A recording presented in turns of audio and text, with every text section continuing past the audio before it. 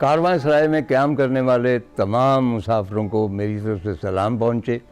اس مرتبہ بھی کارواں سرائے نہیں بلکہ منٹو سرائے۔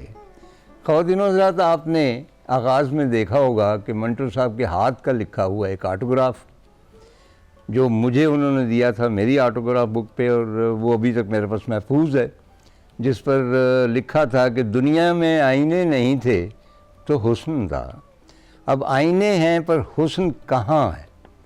اور یہ 17 اگست 1953 کی تاریخ، یعنی آج سے پورے 70 سال پہلے کی یہ بات۔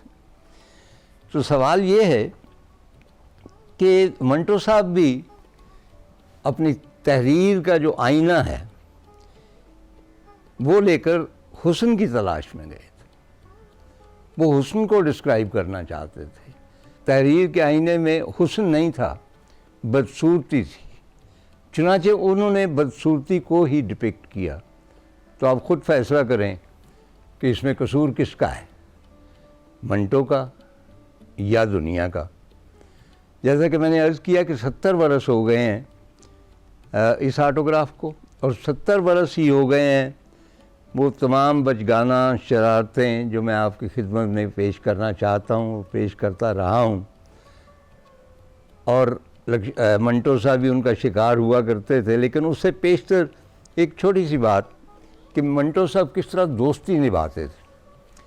میرے رشتے کے، دور پار کے رشتے کے چچا رفیق تارڑ جو صدر بھی رہے، ان کے بڑے بھائی تھے محمد سلیم تارڑ، اور بڑی باغ و بہار شخصیت تھے۔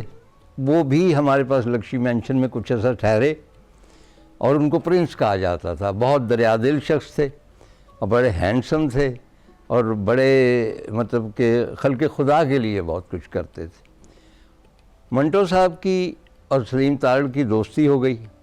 اب چونکہ ہم چھوٹے تھے، میں بتا نہیں سکتا کہ ان کی دوستی کی بنیاد کیا تھی، لیکن وہ بہت گہرے دوست تھے، یہاں تک کہ چاچا سلیم تارڑ ایک دفعہ علیل ہوئے اور میو ہاسپٹل میں ایڈمیٹڈ تھے، تو منٹو صاحب روزانہ ان کی خبرگیری کے لیے جایا کرتے تھے۔ تو یہ ضمناً مجھے بات یاد آ گئی، اور میں چلتا ہوں اگلی شرارت جس کو ہم سازش کاج کرتے تھے اس کی طرف۔ افضل کے پاس کیسی، یہ بھی ایک کریکٹر تھا نا، بچہ تھا، ساتھ والے وہ سرونٹ کوارٹر سے وہاں رہتا، تو افضل کے پاس ایک سائیکل کی ٹیوب آ گئی۔ اب ان دنوں موٹر سائیکل نہیں ہوتے تھے، کاریں میں نے بتایا کہ اتنی کم تھی کہ ہم کبھی کبھار ریگل چوک کی ویرانی میں گرمیوں کی دوپہروں میں کرکٹ بھی کھیل لیتے تھے۔ چنانچہ وہ بڑی قیمتی چیز ہوتی تھی سائیکل کی ٹیوب، اس سے پنکچر لگ سکتے تھے، اس سے گلیلیں وغیرہ بن سکتی تھی۔ تو ہم نے کہا کہ اس کا کیا جائے، تو بہت غور ہوا، اور پھر یہ تاج کا ذہن رسا تھا کہ اس کو ایک ترکیب سوچی۔ ترکیب یہ تھی کہ اس سائیکل کی خالی ٹیوب میں پانی بھرا جائے، اور اس کے بعد کیا کیا جائے، کسی ایک گھر کے اندر گھسیڑ کرنا اسے مطلب پانی کو خارج کر دیا جائے۔ کوئی اس قسم کی بیوقوفانہ جو حرکتیں کرتے ہیں بچے۔ اب مسئلہ یہ تھا کہ کس کے گھر، ظاہر منٹو صاحب کا گھر جو ہم نے چوز کیا۔ اور ایک اور فیکٹ 70 برس پیشتر کہ میں آپ کی خدمت میں پیش کرنا چاہتا ہوں، وہ یہ ہے کہ ان زمانوں میں یہ چپس کے فرش نہیں ہوتے تھے کہ ان کو پونچھ دیا اور وہ صحیح ہو گئے، یا اس کو مختلف وہ جو شو کر کے پتہ نہیں کیا ڈالتے ہیں، اس کے بعد ٹاکی پھیرتے، وہ نہیں تھے۔ یا تو وہ اینٹوں کے ہوتے تھے، سرخ اینٹوں کے، یا بہت اعلیٰ اگر کوئی گھر ہے تو وہ سرخ سیمنٹ سے وہ بنا ہوتا تھا فرش، چنانچہ اس کو دھونا پڑتا تھا روزانہ۔ اچھا، اب جب پانی کے ساتھ آپ دھوتے تھے تو اس کے اخراج کے لیے ہر کمرے کے کونے میں ایک سوراخ ہوتا تھا، پانی اس سے باہر جاتا تھا، اور وہاں جو بھی نالی وغیرہ ہوتی تھی اس میں وہ چلا جاتا تھا۔ منٹو صاحب کا پچھلا جو کمرہ تھا، ہمیں نہیں معلوم کہ وہ ڈرائنگ روم تھا، بیڈ روم تھا، کیا تھا، کہ ہم کبھی اندر نہیں گئے تھے ان کے فلیٹ کے، تو اس کے کونے میں ایک ایسا ہی سوراخ تھا۔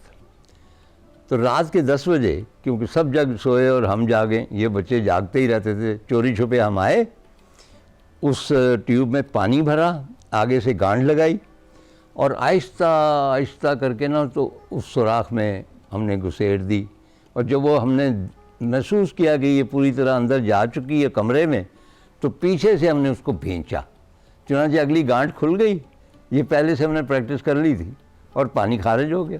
وہ خالی لے کے ہم ٹیوب آ گئے۔ اب اگلے روز صبح سویرے ہم پہنچے اور کیجولی ہم ادھر ادھر گھومنے پھرنے لگے، تو وہاں کے جو ملازم تھے ظاہر ہے کہ وہ ہمارے واقف تھے، تو بتایا گیا کہ صبح سویرے منٹو صاحب کے اوپر آپا صفیہ بہت خفا ہو رہی تھی، اور وہ کہہ رہی تھیں کہ یہ جو کمرہ ہے اس کے درمیان میں یہ پانی کہاں سے آ گیا، یہ تم نے کوئی حرکت کی ہے۔ اور منٹو صاحب قسمیں کھا رہے ہیں کہ نہیں صفیہ ایسی کوئی بات نہیں، میں غسل خانے میں جا سکتا تھا، مجھے کیا مصیبت پڑی کہ ادھر کچھ حرکت وغیرہ کرتا۔ تو صفیہ آپا کہتی رہی کہ نہیں پھر یہ پانی یہاں سے آ کس طرح گیا، کمرہ بند تھا، کنڈی بند تھی۔ چنانچہ ان کے آپس میں مجھے نہیں معلوم کہ یعنی منٹو صاحب نے کیا جواز پیش کیا، لیکن باہر طور صفیہ آپا کو یقین آ گیا کہ منٹو صاحب نے یہ نہیں کیا۔ اب اس سے اگلے روز پھر یہی سازش دہرائی گئی، اسی طرح پانی بھر کے رات کو 10 بجے اندر پانی۔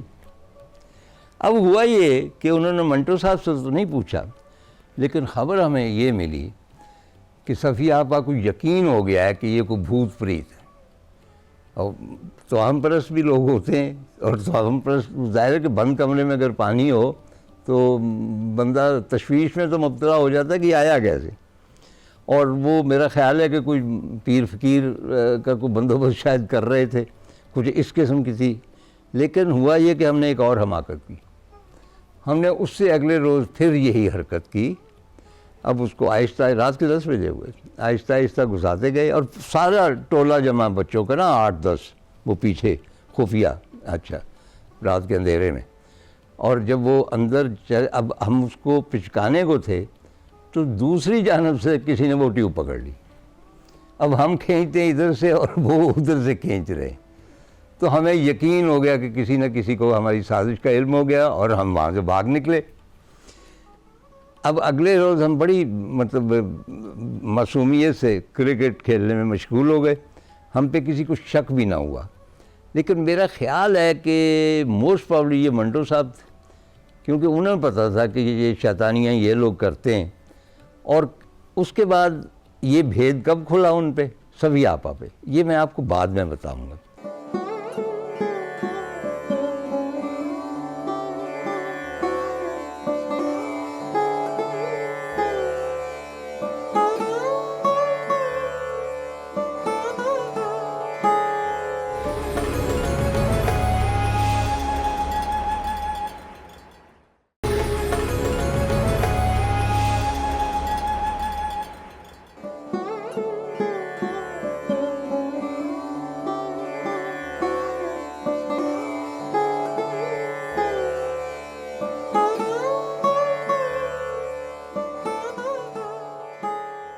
خواتین و حضرات، بیشتر جو ادیب ہیں، خاص طور پہ نثر نگار، وہ بہت سے لوگوں کو بیچ دیتے ہیں۔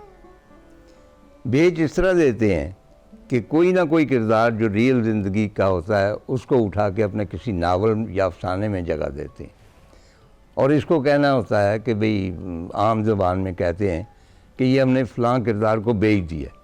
مگر خاص طور پہ ٹیلی ویژن پہ اگر ڈسکشن ہو رہی کسی اسکرپٹ پہ، اسکرپٹ سیکشن میں، تو کسی صاحب نے کوئی ڈرامہ لکھا ہے، کسی کو پروفیسر کا کردار ہے، تو وہ کہتا ہے کہ یار میں چاہتا ہوں، پروڈیوسر کو کہتا ہوں میں یہ چاہتا ہوں کہ یہ جو کردار ہے نا، اس کا لب و لہجہ اور انداز اور سگریٹ پینے کا طریقہ اور اٹھنے بیٹھنے کا اور رک رک کے بات کرنے کا فیض احمد فیض جیسا ہونا چاہیے۔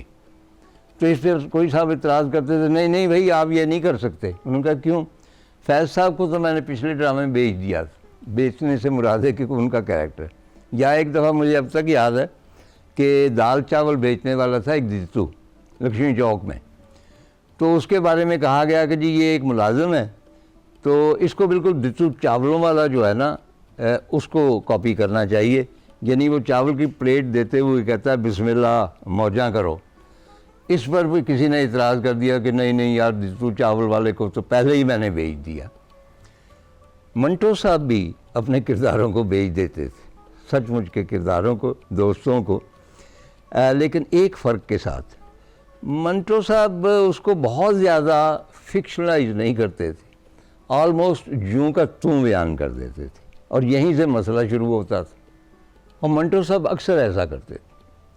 وہ کسی شخص کے ساتھ دوستی کرتے اور اس کے بعد بہت محبت کا اظہار بھی کرتے، اٹھتے بیٹھتے، اور اس کے بعد کسی شام کسی خاص موڈ میں وہ شخص جو ہے اس کا کوئی کمزور لمحہ آتا تو وہ کوئی اپنا پرانا رومان یا کوئی اور ایسا کنٹروورشل قصہ بیان کرتا، اور اس کے بعد منٹو صاحب اگلے سویر اسی کو افسانے میں ڈال دیتے.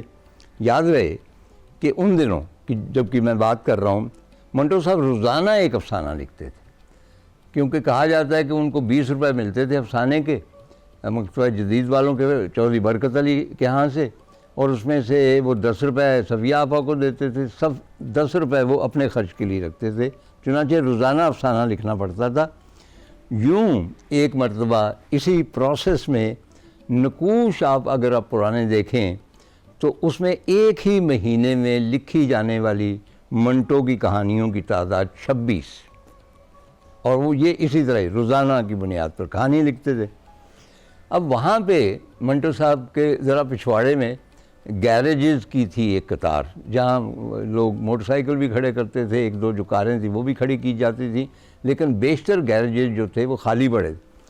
ان میں سے ایک گیرج میں ایک شاہ صاحب مقیم تھے. اچھا، بال انہوں نے اچھی طرح رنگے ہوتے تھے، ذرا فربا تھے، ریس کھیلتے تھے، سنا تھا کہ وہ ہمیشہ جیتتے ہیں، باقی کچھ پتہ نہیں تھا کہ کیا کرتے ہیں، اور بڑے ویسے ویل ڈریس تھے اور رنگین مزاج تھے، کیونکہ بچے آپ جانتے ہیں جاسوس ہوتے ہیں، تو انہوں نے کوئی ایک آدھ رنگینی کو ان کے گراج کے گرد منڈلاتے دیکھا. خیر، تو منٹو صاحب کی اور شاہ صاحب کی سلام دعا تو سب کے ساتھ تھی، محلہ تھا، لیکن یکدم ان دونوں کی دوستی بہت گہری ہو گئی. اسی طور ایک شام بیٹھے ہوئے شاہ صاحب نے ایک قصہ بیان کیا. یہ رفلی مجھے یاد ہے، آپ چیک کر سکتے ہیں، یہ افسانہ بھی نقوش میں چھپا تھا. ان کا کہنا تھا کہ میں کابل میں ہوا کرتا تھا پرانے زمانے میں، اور وہاں میں نے ایک سٹور بہت بڑا کھول رکھا تھا جس کا میں مالک تھا، اور بڑا اچھا کاروبار تھا. اور ایک روز ایک افغان شہزادی میرے سٹور میں آئی، موڈ میں تھے، وہ کہہ گئے، اور پھر اس کے حسن کے جو قصے بیان کیے کہ اس کے لب کیسے تھے، اس کی یہ انگلیاں کیسی تھیں، یہ ہو بہو درج کیا گیا، اور اس کا ماتھا کیسا تھا. اور بقول شاہ صاحب کے وہ دل و جان سے اس پہ عاشق ہو گئے، لیکن وہ شہزادی تھے، اور یہ اگرچہ شاہ صاحب تھے لیکن ظاہر ہے کہ وہ حیثیت کم تھی. تو راتوں کو کہنے لگے کہ اٹھ کر میں روتا تھا کیونکہ مجھے اس سے عشق ہو گیا. تو ان زمانوں میں ایسا ہی ہوتا تھا، آج کل تو ہوتا ہے نا تو وہ خارج ہو جاتا ہے 2-4 دن میں. تو میری سمجھ میں نہیں آتا تھا کہ میری زندگی کیسے گزرے گی. پھر پہاڑوں سے کوئی بابا آیا اور میرے سٹور سے پتہ نہیں کیا خریدا، تو اس نے کہا بچہ تیرا رنگ زرد ہے، تجھے عشق تو نہیں ہو گیا؟ تو میں نے کہا آپ بابا جی آپ تو بڑی کرامت والے ہیں، بالکل ہو گیا ہے، لیکن جو محبوب ہے وہ مطلب اس کا وصل محال ہے، ان کا کوئی بھی ہے، میرے پاس نسخہ ہے. اس کے بعد انہوں نے نسخہ بتایا، اور نسخہ کچھ اس طرح تھا کہ 7 رنگ کے مختلف پھول ہونے چاہیے، 7 رنگ کی خوشبوئیں ہونی چاہیے، 7 رنگ کے مختلف جو کپڑے ہیں ان کی دھجیاں ہونی چاہیے، کچھ 7 رنگ کی مختلف چیزیں 7. آپ ان کو اکٹھی کرو، آپ ان کو ایک کجے میں ڈالو، اور جو بھی خاتون ہے، جو بھی آپ کا محبوب ہے، آپ نے صرف اس کو کہنا ہے کہ اس کو سونگھ لے. تو شاہ صاحب کا کہنا ہے کہ وہ سارا بڑے تردد سے میں نے نسخہ تیار کیا، اور ایک روز میری خوش قسمتی کہ وہ شہزادی میرے سٹور میں آ گئی، اور اس کو میں نے کہا کہ جی یہ ایک خاص میں نے آپ کے لیے تحفہ ہے، اس میں سے خوشبو آتی ہے، تو میں بہت آنرڈ فیل کروں گا اگر اسے مطلب ہے کہ آپ سونگھ لیں. تو بس شہزادی نے سونگھا ہے، اور اسی وقت اسی آنکھوں میں میرے لیے عشق چمکنے لگا. اس کے بعد شاہ صاحب نے جو کچھ بیان کیا وہ میں یہاں بیان نہیں کر سکتا. ہو گئی بات. اسی ماہ کے نقوش میں یہ افسانہ منٹو صاحب کا لکھا ہوا چھپا، اور اس میں قطعی طور پہ فکشن زیادہ نہیں تھی، یہاں تک کہ یہ بھی لکھ دیا ہے کہ وہ شاہ صاحب ہیں اور ہمارے پچھواڑے میں جو گیراج ہے وہاں پہ رہتے ہیں۔ اب لوگوں نے پڑھنا شروع کیا، نقوش کو بہت پڑھا جاتا تھا۔ ہم کیونکہ لکشمی مینشن کے پہرے دار تھے نا، وہ سیڑھیوں پہ بیٹھے رہتے تھے، تو باہر سے کسی بندے نے آنا کہنا بچوں ادھر کوئی شاہ صاحب رہتے ہیں گراج میں کسی میں، تو ہمیں سمجھ آ جاتی، ہم کہتے جی بالکل، ہم لے کر جاتے۔ شاہ صاحب کو گھنٹی بجانی، اس شخص نے، شاہ صاحب باہر آئے، جی فرمائیے۔ ہاں اچھا تو آپ ہی ہیں وہ 7 خوشبوؤں والے؟ اچھا شکل سے تو ایسے دکھائی نہیں دیتے۔ وہاں پہ تانتا بن گیا لوگوں کا جو شاہ صاحب کو دیکھنے کے لیے آتے۔ چنانچہ شاہ صاحب کا پارا چڑھ گیا، ان کا وہ جو ضبط کا بندھن تھا وہ کھل گیا، اور انتہائی غصے میں آ کر ایک روز انہوں نے منٹو صاحب کے گھر کے سامنے جو کچھ کہا، وہ بس اتنا کچھ تھا کہ مطلب ظاہر ہے میں اس کو بیان نہیں کر سکتا۔ شدید طیش میں تھے۔ اب منٹو صاحب کہاں باہر آتے ہیں، ان کو پتہ تھا۔ تو اس کے بعد محلے والوں نے سجا بجا کے انہیں روانہ کیا۔ اس کے بعد شاہ صاحب اور منٹو صاحب کی آپس میں کبھی بات نہیں۔ یہ میں نے قصہ اس لیے بیان کیا ہے کہ ایک مرتبہ، اب مجھے نہیں معلوم کہ مجھے اس کے اوپر اللہ کا شکر ادا کرنا چاہیے یا یہ میری بدقسمتی تھی کہ ایسا ہوا، منٹو صاحب بھی مجھے ایک ایسی ہی پوزیشن میں لے آئے تھے، اور عین ممکن تھا کہ باقی دوسرے کرداروں کی طرح آج منٹو صاحب کی کسی کہانی کا میں بھی کردار ہوتا، لیکن یہ میں آئندہ پروگرام میں بتاؤں گا کہ ہوا کیا تھا۔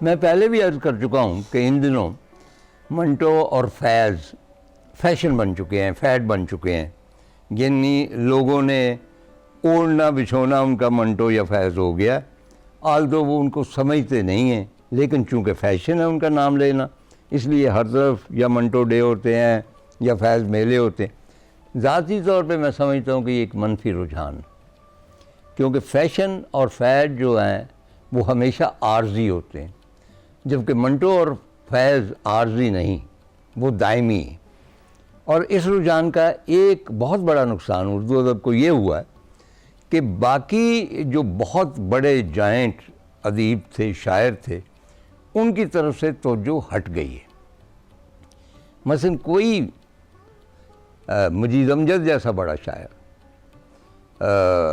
مطلب کہ نظم کا ان کو سب سے بڑا شاعر کہا جاتا ہے، اس کی کوئی بات نہیں کرتا، فراز کی کوئی نہیں کرتا، مجاز کی، اور باقی جتنے، اختر شیرانی کی، جو احمد نظیم قاسمی کی، نون میم راشد جو نئی نظم کے بانیوں میں سے ہیں، اے غزال شب والے، ان کا کوئی تذکرہ نہیں آتا۔ اسی طرح جب ہم جاتے ہیں منٹو کی طرف تو صرف منٹو کا تذکرہ آتا ہے، اور اس میں نہ کرشن چندر ہے، نہ ممتاز مفتی ہے، نہ مطلب راجندر سنگھ بیدی ہے، جو کچھ نقادوں کے حوالے سے اردو کا سب سے بڑا افسانہ نگار۔ چنانچہ میں سمجھتا ہوں کہ یہ رجحان کم ہونا چاہیے، اور اس رجحان میں جو جنرلی جو پبلک شریک ہوتی ہے اس کا تقریباً، یہ ایک ذاتی میرا تجربہ ہے کہ اسی طرح فیض صاحب کا کوئی فنکشن تھا، سٹیج پر ایک محترمہ وہ گا رہی تھی، اقبال بانو نہیں تھی، دیکھیں گے لازم ہے کہ ہم بھی دیکھیں گے۔ تو قریب ہی 2 خواتین نہایت کلچرڈ خواتین، سمجھتے نا کہ آپ کلچرڈ خواتین کون ہوتی، وہ بیٹھی ہوئی ہیں، وہ سر ہلا رہی ہیں، اور غالباً ایک ان کے جو 2 تھیں، ایک کو کچھ سمجھ آ رہی تھی اور وہ ساتھ والی کو ٹرانسلیٹ کر رہی تھی اور وہ کہہ رہی تھی اور ساتھ وہ گنگناتی تھیں، اسی طرح جھوم رہی تھی کہ دیکھیں گے دیکھیں گے، لازم ہے کہ ہم بھی دیکھیں گے، we'll see we'll definitely see۔ تو یہ اس قسم کا رجحان ہے اور یہ منفی رجحان۔ منٹو پر پھانسی کے الزام میں بہت سارے مقدمات چلے اور ان میں جس کا بہت چرچا ہوا وہ تھا ٹھنڈا گوشت، اور ان کے ڈیفینس میں بہت سارے لوگ شریک ہوئے، ان کا تذکرہ میں بعد میں کروں گا، لیکن ان میں فیض احمد فیض بھی شامل تھے۔ فیض صاحب نے عدالت میں بیان دیا کہ یہ افسانہ جو ہے ہرگز فوش نہیں ہے اور اس کی کوئی لفاظی میں کوئی ایسی چیز نہیں ہے کہ اس کو فوش کہا جا سکے۔ یہ الگ بات ہے کہ یہ افسانہ اردو ادب کے معیار پہ پورا نہیں اترتا۔ اچھا، یہ جو بیان تھا فیض صاحب کا، منٹو صاحب کو بہت دکھ ہوا اس پر، اور نہ صرف انہوں نے صفیہ آپا سے اس کا اظہار کیا بلکہ اور لوگوں سے بھی کہا کہ یہ فیض نے کیا کہہ دیا ہے کہ نہیں، میرا افسانہ اردو ادب کا حصہ ہی نہیں ہے۔ تو میں سمجھتا ہوں کہ بھئی اس میں ایک نقطہ ہے خاص۔ اگر فیض صاحب نے یہ کہا کہ اردو ادب کا حصہ نہیں ہے یا اس کے معیار پہ پورا نہیں اترتا، تو ایسا کیوں کہا گیا؟ یہ بیسیکلی جو مائنڈ سیٹ ہے نا شاعر کا اور نثر نگار کا، اس کا فرق۔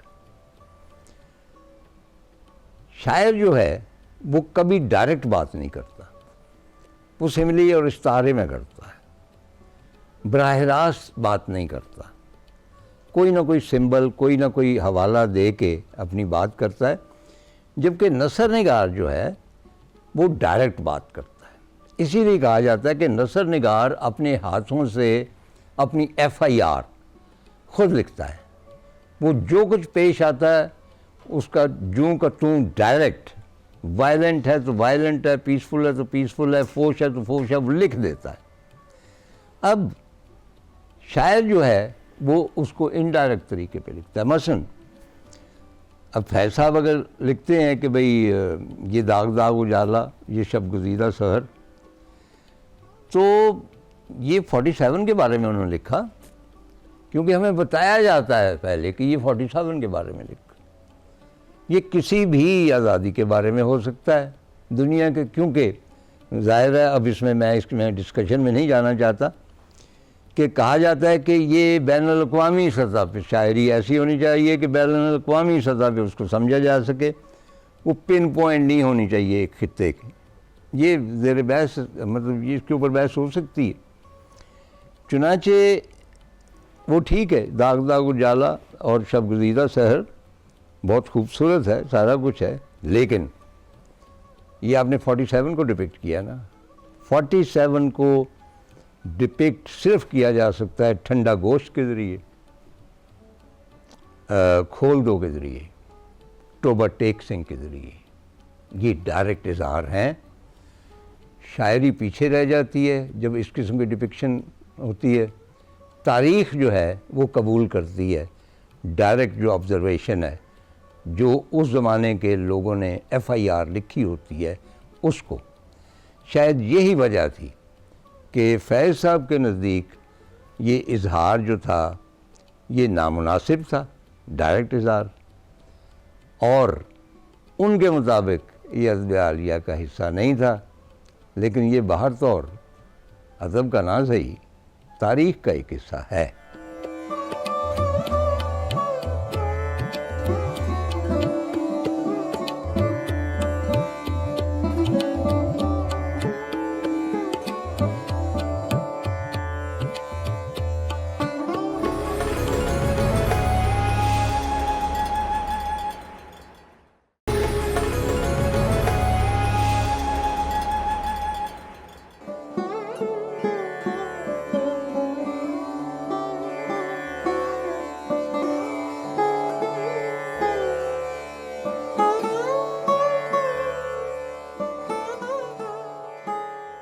میں نے منٹو صاحب کو کبھی نشے میں دھت نہیں دیکھا۔ میں نے کبھی ان کا وہ جو غصے والا خشونت آمیز چہرہ خوفناک جو فلموں وغیرہ میں ڈراموں میں دکھایا جاتا ہے وہ نہیں دیکھا۔ وہ اتنے شفیق انسان تھے کہ ہر وقت مسکراتے رہتے تھے، اور یہاں تک کہ ان کی اینک بھی مسکراتی تھی. اور کسی بھی شخص کے شفیق ہونے کا سب سے بڑا جو ہے ثبوت وہ یہ ہے کہ وہ بچوں کے ساتھ کس طرح پیش آتا. ہم تو ظاہر ہے کہ مینشن کے بچے تھے، ان کے بچے نہیں تھے. وہ اپنی بیٹیوں سے بھی اسی طرح پیار کرتے تھے. ان کو لے کے یہاں پہ مجھے یاد ہے شاید نصرت تھی کون، اس کو بٹھا کے صبح سیر کروا رہے ہیں سردیوں میں. تو ہمارا بھی بہت خیال رکھتے تھے، اگرچہ انہیں معلوم تھا کہ کچھ شرارتیں ہم نے ایسی کی ہیں جن کے لیے ہمیں سزا ملنی چاہیے، لیکن وہ ہماری خوشی کے لیے بچوں کے ساتھ بچے بن جاتے تھے. اب اس کا ایک کمال کا ایک انسیڈنٹ ہے جو میں نریٹ کروں گا، اور اس میں آپ دیکھ لیجئے کہ کیا منٹو جیسا شخص جو ہے وہ اتنا غسیلا اور مطلب ہر وقت ڈائلاگ بولنے والا اور نشے میں دھت اور پتہ نہیں کیا کیا کرنے والا ہو سکتا ہے. ان زمانوں میں اب آپ حساب لگا لیجئے، روم میں اولمپکس ہوئی تھی، ان کا بڑا چرچا تھا، وہ ڈائریکٹ ٹیلی ویژن پہ دکھائی گئی. اب سارے بچے جو تھے وہ اشتعال میں آئے ہوئے تھے کہ بھئی ہمیں بھی کوئی اولمپکس میں حصہ لینا چاہیے. اور چنانچہ ہم نے فیصلہ کیا کہ ایک لکشمی مینشن اولمپکس کا انعقاد کیا جائے. اور اس لکشمی مینشن کی اولمپکس میں صدارت کے لیے یا مہمان خصوصی کے لیے منٹو صاحب سے درخواست کی جائے. چنانچہ منٹو صاحب سے درخواست کی گئی اور انہوں نے بخوشی مان لی. اب آپ دیکھیے کہ ہم نے اس کی تیاری کیا کی. درمیان میں میدان تھا، وہاں پہ گھاس تو نہیں تھی، لیکن وہاں چاک سے ہم نے چاک کے پاؤڈر سے نشان بنائے. 8-10 کھلاڑی تھے، یہی بچے ہمارے. تو پھر کسی نے اعتراض کیا کہ یہ تو مردانہ اولمپکس ہے. اب مرد ملاحظہ فرمائیے کہ جو مرد سارے دن نکریں پہن کے پھرتے تھے، لالی پاپ کھانے والے. خیر، تو اس میں خواتین کی بھی نمائندگی ہونی چاہیے. ان دنوں یہ نہیں تھا کہ ویمنز لب کا کوئی مسئلہ تھا، وہاں نہیں تھا. چنانچہ وہاں پہ ایک پارسی لڑکی تھی جو ہم سے بڑی تھی، تو اس سے ہم نے درخواست کی کہ آپ دیکھیں ہم نے دوڑیں کرانی ہیں، یہ آپ بے شک نہ دوڑیے گا لیکن آپ اس میں شامل ہو جائیے اور منٹو صاحب آپ کو انعام دیں گے. پہلے تو آپا مان گئی، لیکن میرا خیال کہ اس کے بعد ناریمان یا کیا تھا اس کا بڑا بھائی، اس نے اسے کچھ کہا کہ مطلب لڑکوں کے ساتھ تم نے بھاگنا ہے. تو آپا جو تھی وہ بیک آؤٹ کر گئی. یعنی ہم نے پوری کوشش کی کہ خواتین کی نمائندگی ہوئی. اور اس میں تھا کیا کھیلوں میں 100 میٹر، 500 میٹر اور 1000 میٹر کی دوڑ، جس میں سبھی بچوں نے حصہ لینا. اور اس کے بعد گولا پھینکنا، اس کے بعد کرکٹ کا بال پھینکنا، اس کے بعد بیڈمنٹن، اس طرح کی 5-6 گیمیں. اصل جو اس ثانیہ میں کہنے لگا تھا، ویسے ثانیہ ہو سکتا تھا. واقعی کی جو خوبصورتی ہے، جو سب سے زیادہ واضح امیج ہے میرے پاس، وہ یہ ہے کہ سوچا گیا کہ منٹو صاحب سے صدارت کرانی ہے تو وہ ایسے ہی زمین کے اوپر کرسی رکھ کے تو بٹھانا تو مطلب آفٹر آل اولمپکس کی صدارت کر رہے ہیں. تو ہم نے 2 ڈیسکوں کا انتظام کیا. آپ جانتے ہیں نا کہ جی وہ جو اسکول میں ڈیسک ہوتے ہیں اور اکثر بڑے پرانے ہوتے ہیں، یوں ذرا ریکٹی سے. تو 2 پرانے ڈیسک جو تھے وہ ہم لائے. مجھے یہ معلوم نہیں، یاد نہیں کہ کون سے اسکول سے آئے تھے، کون سا بچہ لایا تھے. ان ڈیسکوں کو پہلے ایک ڈیسک کو رکھا گیا اور یہ بالکل عین منٹو صاحب کے گھر کے آگے. اس کے اوپر دوسرا ڈیسک رکھا گیا تاکہ اس کی بلندی ڈائس کی بلند ہو. اب وہ ہوا یہ کہ ایک ڈیسک کے اوپر دوسرا ڈیسک، اس کے اوپر ایک بستر کی چادر کسی کے گھر سے آ گئی، شاید میرے گھر سے، وہ اوپر بچھا دی گئی. اب اس کی بلندی خاصی اونچی ہو گئی نا، لیکن اس میں ایک مسئلہ تھا کہ وہ ذرا ہلتا تھا ہمارا ڈائس، کیونکہ 2 ڈیسک تھے. منٹو صاحب آئے بڑے نفیس کپڑے پہنے، باقاعدہ جس طرح کے بہت بڑے فنکشن کی صدارت، اور انہوں نے سب سے مطلب ہے کہ ان سب کو پیار کیا، کوئی بات کی. اور مجھے ہمیشہ وہ کہتے تھے مستنصر اچھا بچہ. خیر، تو اب ہمارے لیے ایک مسئلہ یہ تھا کہ منٹو صاحب کو اوپر کس طرح بٹھایا جائے. وہ سیڑھیاں تو تھی نہیں اس زمانے میں، یہ آٹومیٹک جو ملتی ہیں آج کل. تو 3-4 بچوں نے ان کو سہارا دیا. اور اب دیکھیں نا، اب اتنا بڑا ادیب وہ سارا کچھ کر رہا ہے ہم بچوں کی خوشی کے لیے، تو وہ کیسے غسیلا ہو سکتا. تو بہر طور ہم نے اٹھا کے منٹو صاحب کو اس کے اوپر بٹھایا. اس کے بعد گیم شروع ہوئی. اور ہاں گیمز کے لیے ظاہر انعام بھی چاہیے تھے. تو بیڈن روڈ پہ ایک برٹش سٹور تھا, یعنی برٹش آرمی سٹور تھا, اور وہاں سے وردیاں ملتی تھی, تمغے ملتے تھے, بٹن ملتے تھے اور کپ ملتے تھے. تو ہم نے پیسے جمع کر کے, کیونکہ کپ بڑے مہنگے تھے, جس طرح گیند مہنگا تھا کپ بھی بڑے مہنگے تھے, تو کپ ہم نے صرف 2 حاصل کیے. تو ہوتا یہ تھا کہ پوری قطار لگی ہوئی ہے جو ونرز ہیں, اور سارے ونرز, اور منٹو صاحب کے سامنے کھڑے ہو کے ان کو سلام کیا جاتا ہے, اور منٹو صاحب کو ایک کپ پکڑا دیا جاتا ہے, وہ کپ خود جھک کے, اور اس دوران 2 کھلاڑی جو ہے وہ مضبوطی سے وہ ڈسکوں کو کی جو ٹانگیں ہیں ان کو تھامے ہوئے ہیں, کیونکہ وہ یوں کر رہی ہیں کہ منٹو صاحب نیچے نہ آ پڑے. وہ آ سکتے تھے, چنانچہ وہ انعام دیتے ہیں اور فوراً ہی وہ انعام لے لیا جاتا ہے واپس, کیونکہ دوسرے کو دینا.